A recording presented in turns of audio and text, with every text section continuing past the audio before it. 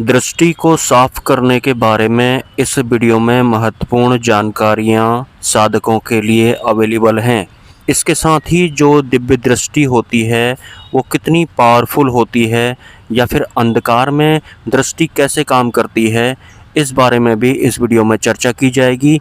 साथ में तीसरी आँख अगर आपकी नहीं खुली है तो कैसे आप थर्ड आई एक्टिवेट कर सकते हैं, इसके बारे में भी आपको जानकारियाँ मिलने वाली हैं। अगर आप एक साधक हैं और अदृश्य जगत को आप दृश्यमान करना चाहते हैं, मतलब जो इनविजिबल वर्ल्ड होता है आप चाहते हैं कि वो आपके समक्ष विजिबल हो जाए, तो सिंपली इसके लिए आपकी थर्ड आई एक्टिवेट होनी चाहिए।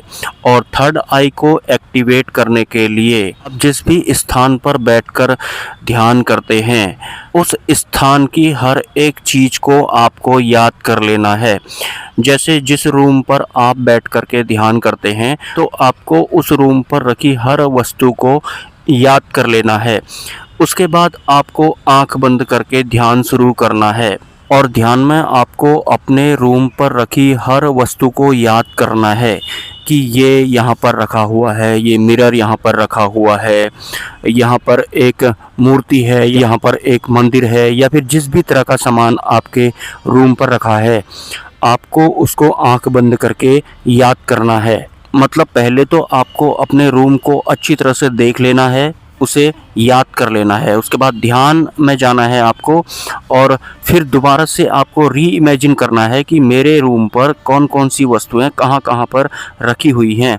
ऐसा करने से एक तरह से आपकी जो दृष्टि होती है वो गमन कर रही होती है, क्योंकि आप आंख बंद करके अपने रूम की वस्तुओं को देख रहे हैं। हालांकि यहाँ पर फोर्सली आप वस्तुओं को देख रहे हैं और एक वक्त आएगा जब आपकी जो दृष्टि है अपने आप ही गमन करने लगेगी, मतलब अपने आप ही चलने लगेगी। तीसरी आंख खोलने का या फिर अपनी दृष्टि की परतों को साफ करने का ये सबसे अच्छा और आसान तरीका है और ये तरीका मैं खुद भी आजमाया करता था।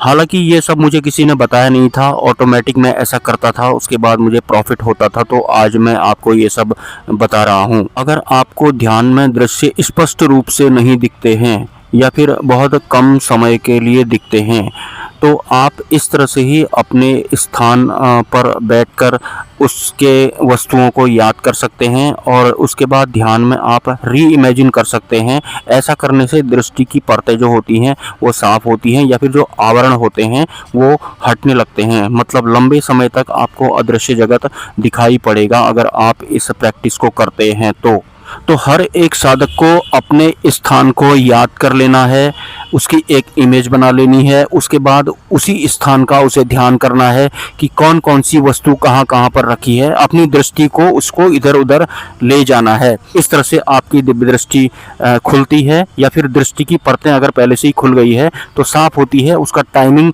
बढ़ेगा और बेहतर होगा अगर आपके स्थान पर एक मिरर भी पहले से ही लगा हुआ हो, क्योंकि मिरर और सूक्ष्म जगत का एक लिंक होता है। मिरर से होकर के हम दूसरे लोकों में गमन कर सकते हैं, हमारी दृष्टि गमन कर सकती है।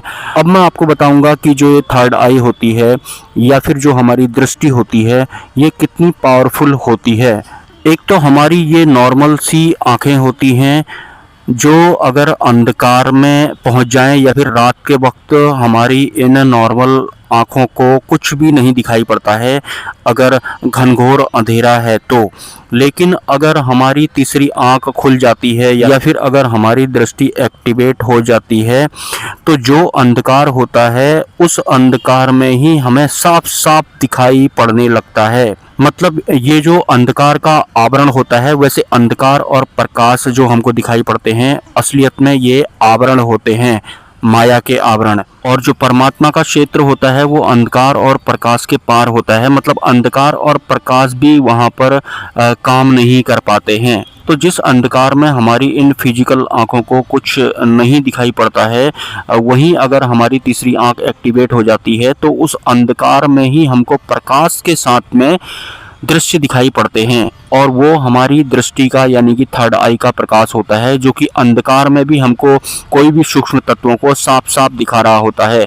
अक्सर आपने पशु पक्षियों के बारे में भी सुना होगा कि रात में उनको अंधकार में सब कुछ साफ साफ दिखाई पड़ता है, और ये वास्तव में होता है। और अगर हमारी दृष्टि एक्टिवेट हो जाती है तो उसी अंधकार में हमें भी साफ साफ दिखाई पड़ता है। मुझे याद है जब मेरी दृष्टि भंवर गुफा में गमन करती थी तो भंवर गुफा में अंधकार भी आता था, लेकिन उस अंधकार में भी मेरी दृष्टि एक्टिवेट होने की वजह से मुझे सूक्ष्म तत्व बिल्कुल साफ साफ दिखाई पड़ते थे। तो तीसरी आंख खोलने के लिए या फिर दृष्टि की परतों को साफ करने के लिए आपको अपने स्थान को याद कर लेना है कि कौन सी वस्तु कहाँ पर रखी हुई है, और उसके बाद ध्यान में आपको बैठना है और दोबारा से इमेजिन करना है कि कौन सी वस्तु कहाँ पर रखी हुई है, और आपको ऐसे ही अपनी दृष्टि को आगे ले जाना है। इससे आपकी सूक्ष्म जगत में एंट्री हो जाती है, और अगर ऑलरेडी आपकी सूक्ष्म जगत में एंट्री हो गई है तो अन्य आवरण भी हटने लगते हैं, मतलब सूक्ष्म जगत और भी प्रभावी रूप से आपके सामने दृश्यमान होने लगता है। मिलते हैं किसी नेक्स्ट वीडियो में। Have a nice day. जय स्वामीनारायण।